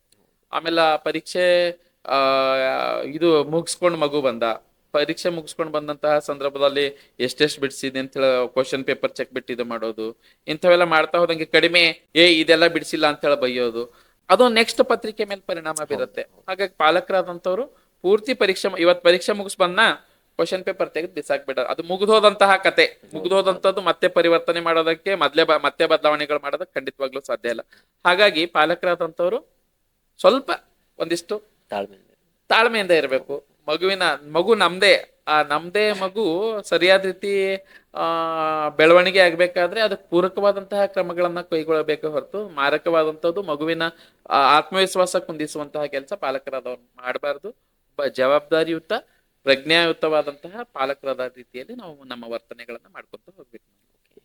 ಸರ್, ಎಷ್ಟೋ ಸಂದರ್ಭಗಳಲ್ಲಿ ಪೋಷಕರ ಒತ್ತಡದಿಂದ ಎಕ್ಸಾಮ್ ಚೆನ್ನಾಗಿ ಹೋಗಿಲ್ಲ ಅಂತ, ರಿಸಲ್ಟ್ ಬಂದಿಲ್ಲ ಅಂತ ಎಷ್ಟೋ ಜನ ವಿದ್ಯಾರ್ಥಿಗಳು ತಮ್ಮ ಜೀವನನೇ ಅಂತ್ಯ ಮಾಡ್ಕೊತಾರೆ, ಸೂಸೈಡ್ ಮಾಡ್ಕೊಳ್ಳೋದು, ಹೀಗೆ ಮಾಡ್ಕೊಳ್ಳೋದು ಮಾಡ್ತಾರೆ. ಅಂತ ವಿದ್ಯಾರ್ಥಿಗಳಿಗೆ ಏನು ಹೇಳ್ಬೇಕಂತ ಅನ್ಕೊಂಡಿದ್ದೀರಾ ಸರ್ ನೀವು? ಇವತ್ತು ಆತ್ಮಹತ್ಯೆ ಮಾಡ್ಕೊಳ್ಳುವಂತಹ ವಿದ್ಯಾರ್ಥಿಗಳ ಸಂಖ್ಯೆ ಬಹಳಷ್ಟು ಆಗ್ತಾ ಇದೆ. ಹೌದು ಸರ್. ಅದು ದಿನೇ ದಿನೇ ಕಡಿಮೆ ಆಗ್ಬೇಕಾಗಿರುವಂಥದ್ದು ದಿನೇ ದಿನೇ ಜಾಸ್ತಿ ಆಗ್ತಾ ಇದೆ. ಅರ್ಥ ಮಾಡ್ಕೊಳ್ಬೇಕು ನಾವು. ಪಾಲಕರ ಮೇಲೆ ನಮ್ಮ ನಿರೀಕ್ಷೆಯ ಭಾರವನ್ನ ಹಾಕಿದೇನು, ಯಾವುದೇ ಕಾರಣಕ್ಕೂ ನಿರೀಕ್ಷೆಯ ಭಾರವನ್ನ ಮಕ್ಕಳ ಮೇಲೆ ಹಾಕಬಾರ್ದು. ಜೀವನ ಬಹಳ ದೊಡ್ಡದಿದೆ, ಜೀವನ ಒಂದೇ ಸಾರಿ ಬರುವಂತಹದ್ದು. ಜೀವನವನ್ನ ಅನುಭವಿಸ್ಕೊಂತ ಹೋಗ್ಬೇಕು ಮಗು. ಪ್ರತಿಯೊಂದು ಸಂದರ್ಭದಲ್ಲಿ ಬದುಕನ್ನ ಪರಿಪೂರ್ಣವಾಗಿ ಅನುಭವಿಸುವಂತಹ ಉಮೇದು ಮಗುವಿನಲ್ಲಿ ಜಾಗೃತಗೊಳಿಸಬೇಕೇ ಹೊರತಾಗಿ ಮಗುವಿನ ಉತ್ಸಾಹವನ್ನ ಉಮೇದನ್ನ ಕುಗ್ಗಿಸುವಂತಹ ಕೆಲಸ ಪಾಲಕರಿಂದ ಆಗಬಾರ್ದು. ಹಾಗಾಗಿ ಪಾಲಕರಾದಂಥವ್ರು ಮಗು ಎಂತಹದೇ ಯಾವುದೇ ಫಲಿತಾಂಶ ಕೊಟ್ಟಿರ್ಲಿ ಆತ, ಎಷ್ಟೇ ಪರ್ಸೆಂಟೇಜ್ ಬಂದಿರಲಿ, ಜೀವನ ಅಂತೂ ನಿಂತೋಗಂಗಿಲ್ಲ, ಜೀವನ ಚಲನಶೀಲ. ಯಾವತ್ತು ನಾವು ನೋಡ್ತಾ ಇದೀವಿ ನಾವು, ನಿಮ್ಗೊಂದು ಇದು ಹೇಳಬೇಕು, ಯಾವತ್ತು ಬದುಕು ಅನ್ನೋಂಥದ್ದು ನಿಲ್ಲುವಂತಹದಲ್ಲ. ಬದುಕು ನಿಂತೋಗಿದೆ ಅಂದಂತಹ ಬಹಳಷ್ಟು ವ್ಯಕ್ತಿಗಳು ಕೂಡ ಜೀವನದಲ್ಲಿ ದೊಡ್ಡ ದೊಡ್ಡ ಸಾಧನೆಗಳನ್ನು ಮಾಡಿದ್ದಾರೆ. ಒಬ್ಬ ವಾಚ್ಮೆನ್ ಸೆಕ್ಯೂರಿಟಿ ಗಾರ್ಡ್ ಆಗಿರುವಂತಹ ವ್ಯಕ್ತಿ, ಅಲ್ಲಿಗೆ ನಾವು ಅಲ್ಲಿಗೆ ಮುಗ್ದೋಯ್ತು ಅಂತ, ಅಲ್ಲಿಗೆ ಜೀವನ ಸೆಕ್ಯೂರಿಟಿ ಗಾರ್ಡ್ ಆಗಿ ಅಲ್ಲಿಗೆ ಆತ ಮುಗ್ದಿರುತ್ತೆ ಅನ್ಕೊಂಡಿರ್ತೀವಿ. ಅಂತಹ ಸೆಕ್ಯೂರಿಟಿ ಗಾರ್ಡ್ ಆಗಿ ಕೆಲಸ ಮಾಡುವಂತ ವ್ಯಕ್ತಿನೇ KS IS ಪಾಸ್ ಆಗಿದೆ. ಇಂತಹ ಉದಾಹರಣೆಗಳ ಇವೆ ನಮ್ಮಲ್ಲಿ. ಹಾಗಾಗಿ ಯಾವತ್ತು ಜೀವನ ಅನ್ನೋದು ಮುಗಿಯುವಂತಹದಲ್ಲ, ಜೀವನ ಮುಗಿಯುವಂತಹದಿಲ್ಲ ಅಂತ ಹೇಳಿ ಅನ್ನುವಂತಹ ಭಾವ ಮಕ್ಕಳಲ್ಲಿ ತುಂಬೇಕು ನಾವು. ಮಗು ಫೇಲ್ ಆದ ತಕ್ಷಣನೇ ಮಗುವನ್ನ ಬೈದ್ಬಿಟ್ಟು ಆಯ್ತು ನಿನ್ ಜೀವನನೇ ಇಲ್ಲಿಗೆ ಮುಗ್ದೋಯ್ತು, ಆಯ್ತು ನನ್ನ ಜೀವನ ಇದು ಮಾಡಿಬಿಟ್ಟಿಯಾ ನೀನು, ನನ್ಗೆ ಅವಮಾನ, ಇಂಥವೆಲ್ಲ ಮಗುವಿಗೆ ಅಂದ್ಬಿಟ್ರೆ, ಅಥವಾ ಇಂತಹ ವಿಚಾರಗಳನ್ನ ನಾವು ಇದು ಮಾಡ್ತಾ ಹೋದ್ರೆ ಮಕ್ಕಳು ಖಂಡಿತವಾಗ್ಲೂ ಆತ್ಮಹತ್ಯೆ ಮಾಡ್ಕೊಳ್ತಾರೆ. ಹಾಗಾಗಿ ಮಕ್ಕಳನ್ನ ನಾವು ಆತ್ಮಹತ್ಯಾಕಾರ ಪ್ರವೃತ್ತಿ ಬೆಳಿಲಾರ್ದಂಗೆ ನೋಡ್ಕೊಳ್ಬೇಕು. ಜೀವನ ಅನ್ನೋದು ಬಹಳಷ್ಟು ದೊಡ್ಡದಿದೆ, ವಿಶಾಲವಾಗಿದೆ. ಜೀವನವನ್ನು ಅನುಭವಿಸ್ಬೇಕನ್ನುವಂತಹ ಭಾವನೆ ಮಕ್ಕಳಲ್ಲಿ ತುಂಬಬೇಕು. ಮಗುವಿನ ಸಾಧ್ಯತೆ ಕೊನೆಗೊಳ್ಳಲ್ಲ, ಅದು ನಿರಂತರವಾಗಿ ಸಾಗ್ತಾನೆ ಹೋಗುತ್ತೆ. ಸಾಧನೆ ಮಾಡುವಂತಹದ್ದು ಪ್ರತಿಯೊಂದು ಮಗುವಿನ ಸಾಧ್ಯ ಅನ್ನುವಂತಹ ಭಾವನ ಮಕ್ಕಳಲ್ಲಿ ತುಂಬ್ತಾ ಹೋಗ್ಬೇಕು ನಾವು. ಅವಾಗ ಮಾತ್ರ ಮಕ್ಕಳು ಖಂಡಿತವಾಗ್ಲೂ ಆತ್ಮಹತ್ಯಾಕಾರ ಪ್ರವೃತ್ತಿಯಿಂದ ಹೊರಗೆ ಬಂದ್ಬಿಟ್ಟು ಒಂದು ಸಾಧನೆಯನ್ನ ಮಾಡೋದಕ್ಕೆ ಸಾಧ್ಯ ಇದೆ. ಇವೆಲ್ಲದರ ಜೊತೆಗೆ ವಿದ್ಯಾರ್ಥಿಗಳು ಇನ್ನು ಏನನ್ನ ಅಳವಡಿಸ್ಕೊಂಡ್ರೆ ಒಳ್ಳೇದು ಅಂತ ಹೇಳ್ತೀರಾ ಸರ್? ಇದ್ರ ಜೊತೆಗೆ ನಾವು ನಮ್ಮ ಶಾಲೆಯಲ್ಲಿ ಒಂದು ಪ್ರಯೋಗ ಮಾಡಿದ್ವಿ, ಸಂಕಲ್ಪ ದಿನ ಅಂತ ಹೇಳಿ. ತಂದೆ ತಾಯಿಗಳನ್ನ ಕರೆಸ್ಬಿಟ್ಟು ಅವ್ರ ಎದುರುಗಡೆ ಒಂದು ಸಂಕಲ್ಪ ಮಾಡುವಂಥದ್ದು, ಈ ವರ್ಷದ ಪರೀಕ್ಷೆಯಲ್ಲಿ ನಾನು ಎಷ್ಟು ಅಂಕವನ್ನ ತಗೊಳ್ತೀನಿ ಅನ್ನುವಂಥದ್ದು. ನಾವ್ ಇಷ್ಟೇ ನಿಗದಿ ಮಾಡಿಲ್ಲ, ಆತ 60 ಅಂತ ಹೇಳಿ ಬರಿಬಹುದು, 100% ತಗೊಳ್ಬಹುದು. ಸಂಕಲ್ಪ ಮಾಡುವಂತಹದ್ದು, ನಾನು ಈ ವರ್ಷ SSLC ಪರೀಕ್ಷೆಯಲ್ಲಿ ಇಷ್ಟು ಪರ್ಸೆಂಟೇಜ್ ಜೊತೆ ಉತ್ತೀರ್ಣನಾಗ್ತೀನಿ ಅನ್ನುವಂತಹದ್ದು. ಆ ಸಂಕಲ್ಪವನ್ನ ಮಾಡಿದ್ರೆ ಅದು ಏನಾಗುತ್ತೆ, ನಾನು ಇಷ್ಟನ್ನ ಮಾಡ್ಲೇಬೇಕನ್ನುವಂತಹದ್ದು. ಇದು ಅದು ಅವ್ರವ್ರ ಸಾಮರ್ಥ್ಯಕ್ಕೆ, ಇದು ಅಲ್ಲ ನಾನು ಇಷ್ಟೇ ಇದು ಅಂತ ಹೇಳಿ ಹೇಳ್ತಾ ಇಲ್ಲ ನಾನು. ಅವ್ರ ಸಾಮರ್ಥ್ಯಕ್ಕೆ ಅನುಗುಣವಾಗಿ ಒಂದು ಗುರಿಯನ್ನ ನಿಗದಿ ಮಾಡುವಂತಹದ್ದು, ಆ ಗುರಿಗೆ ತಕ್ಕಂಗೆ ತನ್ನ ದೈನಂದಿನ ಚಟುವಟಿಕೆಗಳನ್ನ ಮ್ಯಾನೇಜ್ ಮಾಡ್ಕೊಳ್ಳುವಂತಹದ್ದು. ಒಂದು ಸಂಕಲ್ಪ ಮಾಡುವಂಥದ್ದು, ಇಷ್ಟು ಪರ್ಸೆಂಟೇಜ್ ತೆಗೆದುಕೊಳ್ಳುವಂಥದ್ದು, ತೆಗೆದುಕೊಳ್ತೀನಿ ಅಂತ ಹೇಳಿ ಒಂದು ಮಾಡಿಬಿಟ್ಟು ಅದನ್ನ ಗೋಡೆ ಮೇಲೆ ನೇತು ಹಾಕ್ಬಿಟ್ರೆ ಅದು ನಿತ್ಯ ಕಾಣ್ತಾ ಇರ್ಬೇಕು ಅವನಿಗೆ, ನಾನು ಇಷ್ಟು ಪರ್ಸೆಂಟೇಜ್ ತೆಗಿಲೇಬೇಕಂತ ಹೇಳಿ. ಅದು ಅವನಿಗೆ ಪ್ರೇರಣೆ ಕೊಡುವಂತ, ನಾನು ಇಷ್ಟು ಇದು ಮಾಡ್ಲೇಬೇಕನ್ನುವಂಥದ್ದು ಒಂದು. ಇನ್ನಿದ್ರ ಜೊತೆಗೆ ಅಧ್ಯಯನ ಮಾಡ್ಬೇಕಾದ್ರೆ ಗುಂಪು ಅಧ್ಯಯನಗಳನ್ನ ಮಾಡಬಹುದು. ಎಲ್ಲಾ ಪ್ರಶ್ನೆ ಕೂತ್ಕೊಂಡು ಒಂದ್ ಕಡೆ ಚರ್ಚೆ ಮಾಡ್ಕೊಂತ ಆ ಪ್ರಶ್ನೆಗಳಿಗೆ ಪರಿಹಾರವನ್ನ ಕಂಡುಕೊಳ್ಳುವಂತಹದ್ದು. ಕೇವಲ ಗುಂಪು ಅಧ್ಯಯನ ಒಂದೇ ಮಾಡ್ರಿ ಅಂತ ಹೇಳಿ ನಾನು ಹೇಳಂಗಿಲ್ಲ. ಯಾಕಂದ್ರೆ ಗುಂಪು ಅಧ್ಯಯನ ಮಾಡ್ತಾ ಮಾಡ್ತಾ ಏನಾಗುತ್ತೆ, ಅದೊಂದು ಹರಟೆ ಆಗ್ಬಿಡತ್ತೆ. ಮಾತಾಡ್ತಾ ಏನಾಗುತ್ತೆ, ವಿಷಯ ಬಿಟ್ಟು ವಿಷಯಾಂತರ ಆಗ್ಬಿಟ್ಟು ಹರಟೆನೂ ಶುರು ಆಗುತ್ತೆ. ಅದಂತ ಹೇಳಲ್ಲ, ಮತ್ತೆ ಏಕಾಂತದಲ್ಲಿ ಅಧ್ಯಯನ ಮಾಡುವಂತಹದ್ದಾಗಿರ್ಬಹುದು. ಇದ್ರ ಜೊತೆಗೆ ಬರೆದು ಅಭ್ಯಾಸ ಮಾಡುವಂತಹ ಬರವಣಿಗೆಯಲ್ಲಿ ಆತ ತೊಡಗಿಸ್ಕೊಳ್ಬೇಕು. ಯಾಕಂದ್ರೆ ಉತ್ತಮ ಬರವಣಿಗೆ ಮಾತ್ರ ಉತ್ತರ ಪತ್ರಿಕೆಯನ್ನ ಮೌಲ್ಯಮಾಪನ ಮಾಡುವಂತಹ ಮೌಲ್ಯಮಾಪಕರ ಗಮನವನ್ನ ಸೆಳೆಯೋದಕ್ಕೆ ಸಾಧ್ಯ ಇದೆ. ಆಮೇಲೆ ನಾವೆಲ್ಲ ಉತ್ತರ ಪತ್ರಿಕೆಗಳನ್ನ ಇವತ್ತು ಹೆಚ್ಚು ಅಂಕ ಗಳಿಸಿರುವಂತಹ ಮಕ್ಕಳ ಉತ್ತರ ಪತ್ರಿಕೆಗಳನ್ನ ತರಿಸ್ಕೊಂಡು ನೋಡಿದ್ವಿ, ಅವರ ಬರವಣಿಗೆ ಸ್ಟೈಲ್ ಹೇಗಿದೆ ಅಂತ ಹೇಳಿ. ಅವರ ಅವೆಲ್ಲವನ್ನ ಗಮನಿಸಿದಾಗ ಇಷ್ಟೇ, ನಾವು ಅಂದವಾದಂತಹ ಬರವಣಿಗೆ, ಸುಂದರವಾದಂತಹ ಬರವಣಿಗೆ ಮಾತ್ರ ಮೌಲ್ಯಮಾಪಕರ ಗಮನ ಸೆಳೆಯೋದ್ರಿಂದ, ನಮ್ಮ ವಿಷಯವನ್ನ ಅವರಿಗೆ ಮನವರಿಕೆ ಮಾಡಿಕೊಡೋದ್ರಿಂದ ನಮ್ಮ ಬರವಣಿಗೆ ಪ್ರಾಕ್ಟೀಸ್ ಅನ್ನೋದು ಬಹಳ ಚೆನ್ನಾಗಿರ್ಬೇಕು. ಹಾಗಾಗಿ ಬರವಣಿಗೆ ಕಡೆ ಅಷ್ಟು ಒತ್ತು ಕೊಡಬೇಕು. ಇನ್ನದ್ರ ಜೊತೆಗೆ ಪುನರಾವರ್ತನೆ ಮಾಡ್ತಾ ಹೋಗ್ಬೇಕು. ನಾವು ಬರೀ ಇದು ಮಾಡೋದು ಅಷ್ಟೇ ಅಲ್ಲ, ಬರೀ ಓದ್ಕೊಂತ ಹೋಗೋದಲ್ಲ, ಬರೆದಿದ್ದನ್ನ ಮತ್ತೆ ಮನನ ಮಾಡ್ಕೊಳ್ಳುವಂತಹದ್ದು, ಪುನರ್ ರೀಕಾಲ್ ಮಾಡುವಂತಹದ್ದು ಮಾಡ್ಬೇಕು. ಸ್ಮರಣೆ ಮಾಡುವಂತಹದ್ದು ಮಾತ್ರ ಶಾಶ್ವತವಾಗಿ ತಲೆಯಲ್ಲಿ ಉಳಿಯೋದಕ್ಕೆ ಸಾಧ್ಯ ಇದೆ. ಹಾಗಾಗಿ ಅದನ್ನ ರೀಕಾಲ್ ಮಾಡುವಂತಹ ಇದ್ರಲ್ಲ ತೊಡಗಿಸ್ಕೊಳ್ಬೇಕು. ಇನ್ನ ಇದ್ರ ಜೊತೆಗೆ ಇನ್ನೊಂದು ಎಲ್ಲಕ್ಕಿಂತ ಮುಖ್ಯವಾದಂತದಂದ್ರೆ ಎಲ್ಲಾ ವಿಷಯಗಳಿಗೆ ಅಷ್ಟೇ ಗಮನ ಕೊಡುವಂತಹದ್ದು. ಪರೀಕ್ಷೆಯಲ್ಲಿ ನಾವು ಎಲ್ಲಾ ವಿಷಯಗಳಲ್ಲಿ ಹೆಚ್ಚಾಗಿ ಅಂಕ ಗಳಿಸಬೇಕಂದ್ರೆ ಎಲ್ಲಕ್ಕೂ ಅಷ್ಟೇ ಒತ್ತು ಕೊಡುವಂತಹ ಇದನ್ನ ಮಾಡಬೇಕು. ಇನ್ನ ಇದ್ರ ಜೊತೆಗೆ ಓವರಾಲ್ ಪರೀಕ್ಷೆ ಬರೋದಕ್ಕಿಂತ ಮುಂಚೆನೆ ಪಠ್ಯ ಪುಸ್ತಕವನ್ನ ಅಮೂಲಾಗ್ರವಾಗಿ ಓದಿ ಮುಗಿಸಿರ್ಬೇಕಷ್ಟೇ. ಆಮೇಲೆ ಏನಿರ್ಬೇಕಂದ್ರೆ ನಾವು ಏನೇನ ತಿಳಿಲಿಲ್ಲ ಅಷ್ಟು ಮಾತ್ರ ಅಲ್ಲಿಗೆ ಹೋಗುವಂತದ್ದು ಇರ್ಬೇಕೆ ಹೊರತಾಗಿ ಪರೀಕ್ಷೆ ಬಂದಂತಹ ಸಂದರ್ಭದಲ್ಲಿ ಯಾವುದೋ ಒಂದು ಪಾಠ ಓದಿಲ್ಲ ಅಂತ ಹೇಳಿ ಆ ಕಡೆ ಹೋಗುವಂತಹದಲ್ಲ. ಅಮೂಲಾಗ್ರವಾಗಿ ಓದ್ ಮುಗಿಸಿರ್ಬೇಕು ಆರಂಭದಿಂದ ಕೊನೆ ತನಕ. ಇನ್ನು ಯಾವಾಗ ಏನೇನ್ ತಿಳಿದಿಲ್ಲ ಅದನ್ನ ಮತ್ತೆ ಪುನರ್ಸ್ಮರಣೆ ಮಾಡುವಂತಹ ದಿಸೆಯಲ್ಲಿ ಪಠ್ಯ ಪುಸ್ತಕವನ್ನ ನೋಡುವಂತಹದ್ದು ಮಾತ್ರ ಆಗ್ಬೇಕು. ಆವಾಗ ಖಂಡಿತವಾಗ್ಲೂ ಮಗು ಎಕ್ಸಾಮ್ ಟೈಮ್ ನಲ್ಲಿ ಸರಿಯಾದ ರೀತಿ ಪ್ರಿಪೇರ್ ಆಗಕ್ಕೆ ಸಾಧ್ಯ ಇದೆ. ಆಮೇಲೆ ಪರೀಕ್ಷಾ ದಿವಸ ನಾವು ಹರಿಬಿರಿಯಲ್ಲಿ ಮತ್ತೆ ಓದೋದಲ್ಲ. ಬೆಳಗ್ಗೆ ಇವತ್ತು ಪರೀಕ್ಷೆ, ಯಾವ್ದು ಪರೀಕ್ಷೆ ಇದೆ ಆ ಪರೀಕ್ಷೆನ ಓದುವಂತಹದ್ದಲ್ಲ. ಪೂರ್ತಿ ಶಾಂತ ಮನಸ್ಸಿನಿಂದ ಪರೀಕ್ಷೆಗೆ ಹೋಗ್ಬೇಕು. ಪರೀಕ್ಷೆಗೆ ಹೋಗಾದ್ಮೇಲೆ ಅಲ್ಲೊಂದ್ ಸ್ವಲ್ಪ ಪ್ರಶ್ನೆ ಪತ್ರಿಕೆ ಕೈಯಲ್ಲಿ ಬರೋ ಸಮಯಕ್ಕಿಂತ ಮುಂಚೆ ಸ್ವಲ್ಪ ಶಾಂತವಾಗಿ ಕೂತುವಂತಹದ್ದು, ಧ್ಯಾನ ಸ್ಥಿತಿಯಲ್ಲಿ ಮನಸ್ಸನ್ನ ಸಮಸ್ಥಿತಿಗೆ ತಂದುಕೊಳ್ಳುವಂತಹದ್ದು. ಪ್ರಶ್ನೆ ಪತ್ರಿಕೆ ಕೈಗೆ ಬಂದ್ಮೇಲೆ ಪ್ರಶ್ನೆಗಳನ್ನ ಸರಿಯಾದ ರೀತಿ ಓದಿ ಏನನ್ನ ಆತ ನಮ್ಮಿಂದ ಬಯಸ್ತಿದ್ದಾನೆ, ಪ್ರಶ್ನೆಯನ್ನ ಮೂಲಕ ನನ್ನಿಂದ ಏನ್ ಬಯಸ್ತಿದ್ದಾನೆ ಅರ್ಥ ಮಾಡ್ಕೊಂಡು ಅದಕ್ಕೆ ಉತ್ತರ ಬರೆಯುವಂತಹದ್ದು. ಸಮಾಧಾನ ಚಿತ್ರದಿಂದ ಉತ್ತರವನ್ನ ಬರೆಯುವಂತಹದ್ದು. ಯಾವುದೇ ಕಾರಣಕ್ಕೂ ನಕಲಿಗೆ ಆಸ್ಪದ ಕೊಡುವಂತಹದಲ್ಲ. ನಾನು ಇಲ್ಲಿ ಒಂದು ಯಾಕೆ ಎಲ್ಲಕ್ಕಿಂತ ಹೆಚ್ಚು ಮುಖ್ಯ ಒತ್ತು ಕೊಡ್ತೀನಿ ಅಂದ್ರೆ, ನಕಲನ್ನ ಮಾಡಿದಂತಹ ವಿದ್ಯಾರ್ಥಿಗಳು ಜೀವನದಲ್ಲಿ ಯಾವತ್ತೂ ಯಶಸ್ಸು ಗಳಿಸಕ್ ಸಾಧ್ಯ ಇಲ್ಲ. ಯಾವ ಮಗುನು ಕೂಡ ನಕಲನ್ನ ಮಾಡಿ ತಾವು ಇದು ಪಿಕ್ಚರ್ ನೋಡಿರ್ಬಹುದು. ಅದು ಇತ್ತೀಚೆಗೆ ಬಂತಲ್ಲ ಒಂದು, ಯಾವ್ದು ಪಿಕ್ಚರ್, ಹಿಂದಿ ಪಿಕ್ಚರ್, ಮನೋಜ್ ಶರ್ಮಾ ಅಂತ, ಟ್ವೆಲ್ತ್ ಫೇಲ್ ಅನ್ನುವಂತಹ ಮೂವಿ. ಆ ಟ್ವೆಲ್ತ್ ಫೇಲ್ ಮೂವಿಯನ್ನ ತಾವು ನೋಡಿದ್ರಿ ನೀವು. ಯಾವಾಗ ನಕಲ್ ಮಾಡೋದನ್ನ ಆತ ಬಿಟ್ನೋ ಆತ IPS ಆಫೀಸರ್ ಆಗ್ಬಿಟ್ಟ. ನಕಲ್ ಯಾವನು ಮಾಡೋದ್ ಬಿಡ್ತಾನೆ ಅವನ್ ದೊಡ್ಡ ವ್ಯಕ್ತಿ ಆಗ್ತಾನೆ. ಹಾಗಾಗಿ ನಕಲ್ ಮಾಡದಂತವನು ಯಾವನು ಜೀವನದಲ್ಲಿ ಯಶಸ್ಸು ಗಳಿಸದೇ ಇರೋದ್ರಿಂದ ನಕಲು ಮಾಡುವಂತಹ ಪ್ರವೃತ್ತಿಯನ್ನು ಮಕ್ಕಳಾದವರು ಬಿಡಬೇಕು. ಜೀವನ ಅನ್ನುವಂತಹದ್ದು ಎಷ್ಟಿದೆ ಅಂದ್ರೆ, ಇಲ್ಲಿ ಪ್ರಶ್ನೆ ಪತ್ರಿಕೆ ಸೇಮ್ ಇರುತ್ತೆ, ಮುಂದೆ ಜೀವನದಲ್ಲಿ ಪ್ರಶ್ನೆ ಪತ್ರಿಕೆ ಪ್ರತಿಯೊಬ್ಬ ವ್ಯಕ್ತಿಗೆ ವಿಭಿನ್ನವಾದಂತಹ ಪ್ರಶ್ನೆ ಪತ್ರಿಕೆ ಬರುತ್ತೆ. ಪ್ರತಿಯೊಬ್ಬ ವ್ಯಕ್ತಿಯ ಜೀವನನೂ ಬೇರೆ ಇರುತ್ತೆ. ಆ ಪ್ರಶ್ನೆಗೆ ಉತ್ತರಿಸಬೇಕಾದ್ರೆ ಈಗ ಮಾನಸಿಕವಾಗಿ ಜ್ಞಾನಾತ್ಮಕವಾಗಿ ಮಗು ವಿಕಾಸ ಹೊಂದಿರಬೇಕಾಗಿರುತ್ತೆ. ಹಾಗಾಗಿ ನಾವು ಪರೀಕ್ಷೆಯಲ್ಲಿ ನಕಲು ಮಾಡ್ಲಿಲ್ಲ ಅಂದ್ರೆ ಮಕ್ಕಳು ಯಶಸ್ಸು ಗಳಿಸೋದಕ್ಕೆ ಸಾಧ್ಯತೆ. ನಕಲು ಮುಕ್ತವಾದಂತಹ ಪರೀಕ್ಷೆಯನ್ನ ಮಕ್ಕಳು ಬರಿಬೇಕು. ನಮ್ಮ ಸರ್ಕಾರದ ಘನ ಉದ್ದೇಶನೂ ಕೂಡ ಅದೇನೆ, ಯಾವುದು ನಕಲು ಅನ್ನೋದು ಇರಬಾರ್ದು ಅನ್ನೋದು. ಹಾಗಾಗಿನೇ ನಾವು ವಾಮ ಮಾರ್ಗಗಳನ್ನ ಅನುಸರಿಸ್ತಾ ಇದ್ದೇವೆ ಅಂತ ಹೇಳಿ ಇವತ್ತು CCTV ಅವೆಲ್ಲ ಮಾಡ್ತಿದ್ದಾರೆ. ಅಂದ್ರೆ ಮಕ್ಕಳು ಸರಿಯಾದ ರೀತಿ ಜ್ಞಾನದ ವಿಕಾಸ ಹೊಂದಬೇಕು ಅನ್ನೋದು ಅದ್ರ ಹಿಂದಿನ ಉದ್ದೇಶ. ಇದು ಕಣ್ಗಾವಲ್ ಅನ್ನೋದು ನಾವು ಸುಮ್ನೆ ಈ CCTV ಮಾಡ್ಬಿಟ್ಟು ಮಾರ್ಕ್ಸ್ಗಳು ಕಡಿಮೆ ತಗೊಳ್ತಿದಾರೆ ಮಕ್ಕಳು, ಇದೆಲ್ಲ ಒಪ್ಪುವಂತಹದಲ್ಲ. ನಮ್ಮ ಅಂಕಗಳನ್ನ CCTV ನುಂಗಿಲ್ಲ, ಬದಲಾಗಿ ಮೊಬೈಲ್ಗಳು ನುಂಗಿವೆ, ಟಿವಿಗಳು ನುಂಗಿವೆ, ಆಸಡ್ಡೆ ಅನ್ನೋದು ನುಂಗಿದೆ. ಹಾಗಾಗಿ ನಾವು ವಿನಾಕಾರಣ CCTV ಮೇಲೆ ಆರೋಪ ಮಾಡೋದಕ್ಕಿಂತ ಸರಿಯಾದ ರೀತಿ ಪರೀಕ್ಷೆಯನ್ನ ನಕಲು ರಹಿತವಾಗಿ ಬರೆಯುವಂತಹದ್ದು. ಆಮೇಲೆ ಈಗಾಗ್ಲೇ ಹೇಳಿದ್ನಲ್ಲ, ಪರೀಕ್ಷೆ ಮುಗ್ದಾದ್ಮೇಲೆ ಮನೆಗೆ ಬಂದ್ಮೇಲೆ ಮಾತಾ ಪ್ರಶ್ನೆ ಪತ್ರಿಕೆಯನ್ನ ತಗೊಂಡು ಎಷ್ಟು ಬಿಡಿಸ್ದೆ, ಎಷ್ಟು ಅಂಕಗಳು ಬರುತ್ತೆ ಅಂತ ಹೇಳಿ ನೋಡ್ಕೊತ ಕೊಡೋದಲ್ಲ. ಎಲ್ಲಾ ಎಲ್ಲಾ ಪರೀಕ್ಷೆಗಳು ಮುಗ್ದಾದ್ಮೇಲೆ ಆಮೇಲೆ ನೋಡೋಣ, ಚೆಕ್ ಮಾಡ್ಕೊಂತ ಕೊಡೋಣ ಎಷ್ಟು ಬರುತ್ತೆ ಅಂತ ಹೇಳಿ. ಪರೀಕ್ಷೆ ಮುಗಿಯೋದಕ್ಕಿಂತ ಮುಂಚೆ ಯಾವುದೇ ರೀತಿಯಾದಂತಹ ಮಧ್ಯದಲ್ಲಿ ನಮ್ಮನ್ನ ನಾವು ಪರಿಶೀಲನೆ ಮಾಡುವಂತಹ ಕ್ರಮ ಬೇಡ.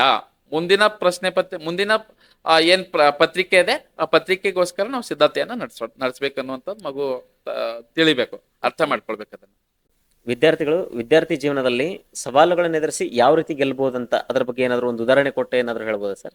ನಿಜವಾಗಿ ಹೇಳ್ಬೇಕಂದ್ರೆ ಸವಾಲುಗಳೇ ಅಲ್ಲ, ಸವಾಲುಗಳು ನಮ್ಮ ಸಾಮರ್ಥ್ಯಗಳನ್ನ ಅಳೆಯುವಂತಹ ಪರೀಕ್ಷಕಗಳಷ್ಟೇನೆ. ಹಾಗಾಗಿ ಸವಾಲುಗಳಿಗೆ ಯಾವತ್ತೂ ಹೆದರಕ್ ಹೋಗ್ಬಾರ್ದು ನಾವು. ನಿಮ್ಗೊಂದು ವಿಷಯ ಹೇಳಬೇಕು. ರ್ಯಾಂಡಿ ಪಾಶ್ ಅನ್ನುವಂತಹ ಒಬ್ಬ ದೊಡ್ಡ ವ್ಯಕ್ತಿ, ಅವನು ಪ್ರೊಫೆಸರ್ ಕಾರ್ನಿಗಿ ಮೆಲನ್ ವಿಶ್ವವಿದ್ಯಾಲಯ USA. ಒಂದು ಪುಸ್ತಕ ಇದೆ, ದಿ ಲಾಸ್ಟ್ ಲೆಕ್ಚರ್ ಅಂತ ಹೇಳಿ ಅಂದ್ಬಿಟ್ಟು. ಆತ 47ನೇ ವಯಸ್ಸಿಗೆ ಕ್ಯಾನ್ಸರ್ನಿಂದ ಸತ್ತೋಗ್ಬಿಟ್ಟ. ಅವನು 10 ವರ್ಷ, ಅದಕ್ಕಿಂತ 10 ವರ್ಷ ಮುಂಚೆನೆ ಆತನಿಗೆ ಕ್ಯಾನ್ಸರ್ ಆಗಿದ್ದು ಗೊತ್ತಾಗಿದ್ದು. ಆ ಕ್ಯಾನ್ಸರ್ ಆಗಿದ್ದು ಗೊತ್ತಾದ್ಮೇಲೆ ಒಂದ್ ಸ್ವಲ್ಪ ಕಾಲ ಆತ ಅಧೀರನಾಗಿ ಬಿಟ್ಟಿದ್ದ.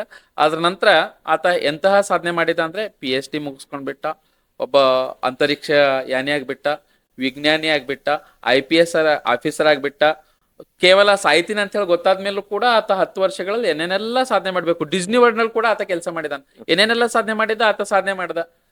ನಮ್ ಕೈಯಿಂದ ಯಾಕೆ ಸಾಧ್ಯ ಆಗಲ್ಲ? ಹಾಗಾಗಿ ಸವಾಲುಗಳೆಲ್ಲ ಸವಾಲುಗಳನ್ನ ಮೆಟ್ಟಿ ನಿಲ್ಲುವಂತಹ ಸಾಮರ್ಥ್ಯವನ್ನ, ಮನಸ್ಥಿತಿಯನ್ನ ಮಗು ಗಳಿಸ್ಕೊಂಡಿರ್ಬೇಕು. ಅವಾಗ ನಿಜವಾಗ್ಲೂ ಪ್ರತಿಯೊಬ್ಬ ವ್ಯಕ್ತಿನೂ ಕೂಡ, ಪ್ರತಿಯೊಂದು ಮಗುನೂ ಕೂಡ ಒಬ್ಬ ಸಾಧಕ ವ್ಯಕ್ತಿಯಾಗಿ ಜೀವನದಲ್ಲಿ ಒಬ್ಬ ದೊಡ್ಡ ಹೆಜ್ಜೆಯನ್ನ, ಛಾಪನ್ನ ಮೂಡಿಸೋಕೆ ಸಾಧ್ಯ ಇದೆ. ಸರ್, ಈಗ ಹೊಸದಾಗಿ B.Ed D.Ed ಮುಗಿಸ್ಕೊಂಡು ಟೀಚರ್ ಆಗಿರ್ತಾರಲ್ಲ ಸರ್, ಅಂತ ಹೊಸ ಟೀಚರ್ಸ್ಗಳಿಗೆ, ಹೊಸ ಶಿಕ್ಷಕರಿಗೆ ನೀವು ಏನನ್ನ ಹೇಳಲಿಕ್ಕೆ ಬಯಸ್ತೀರಿ ಸರ್?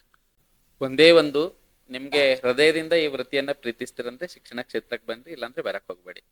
ಇದು ಗಳಿಕೆಯನ್ನ ಕೊಡುವಂತಹ ಕ್ಷೇತ್ರ ಅಲ್ಲ, ಇದು ತನ್ನ ಒಂದು ಅಂತರ್ತೃಪ್ತಿಯನ್ನ ಕೊಡುವಂತಹ ಕ್ಷೇತ್ರ ಇದು. ಹಾಗಾಗಿ ನೀವು ಏನೋ ಒಂದು ಸಾಧನೆ ಇದು ಮಾಡ್ತೀವಿ ಅನ್ನುವಂತಹ ದೃಷ್ಟಿಕೋನದಿಂದ ಇಲ್ಲಿ ಬರ್ಬೇಕಾಗಿಲ್ಲ. ಇದು ಎಲ್ಲಕ್ಕಿಂತ ಪವಿತ್ರವಾದಂತಹ ವೃತ್ತಿ ಅಂತ ಹೇಳಿ ಹೇಳಿದ್ದೀನಿ ನಿಮ್ಗೆ. ಈ ಪವಿತ್ರವಾದಂತಹ ವೃತ್ತಿ ಮಾತ್ರ ಅಲ್ಲ, ಇದು ನಮ್ಗೆ ತೃಪ್ತಿ ಕೊಡಬಲ್ಲಂತಹ ವೃತ್ತಿ, ಮತ್ತೆ ಸಾವಿರಾರು ಜನರನ್ನ ಬೆಳೆಸುವಂತಹ ವೃತ್ತಿ ಇದು.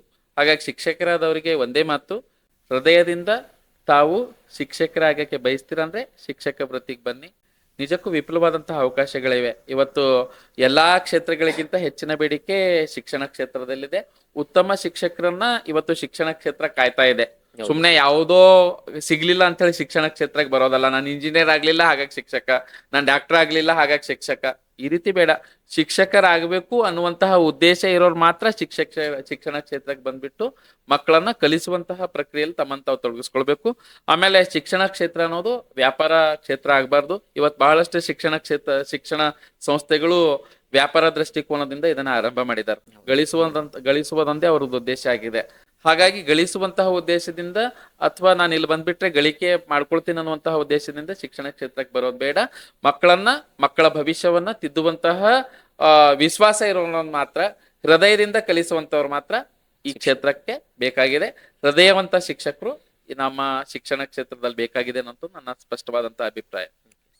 ಚನ್ನಬಸವ ಸರ್ ಅವರು ನಮ್ಮ ICS ಪಾಡ್ಕಾಸ್ಟ್ಗೆ ಬಂದು ತಮ್ಮ ಅಮೂಲ್ಯವಾದ ಸಮಯವನ್ನು ನಮಗೆ ಕೊಟ್ಟು SSLC ಎಕ್ಸಾಮು ಮತ್ತು ಎಕ್ಸಾಮ್ ಯಾವ ರೀತಿ ಪ್ರಿಪ್ರೇಷನ್ ಮಾಡಬೇಕು, ಮತ್ತು ಟೈಮ್ ಮ್ಯಾನೇಜ್ಮೆಂಟ್ ಯಾವ ರೀತಿ ಇರಬೇಕು, ರಿವಿಷನ್ ಯಾವ ರೀತಿ ಮಾಡಬೇಕು ಅಂತ ಅದರ ಸಂಪೂರ್ಣವಾಗಿ ಅದರ ಬಗ್ಗೆ ನಮಗೆ ತಿಳಿಸಿದಂಥ ಚನ್ನಬಸವ ಸರ್ ಅವರಿಗೆ ನಮ್ಮ ICS ಪಾಡ್ಕಾಸ್ಟ್ ಕಡೆಯಿಂದ ತುಂಬ ಧನ್ಯವಾದಗಳು ಸರ್.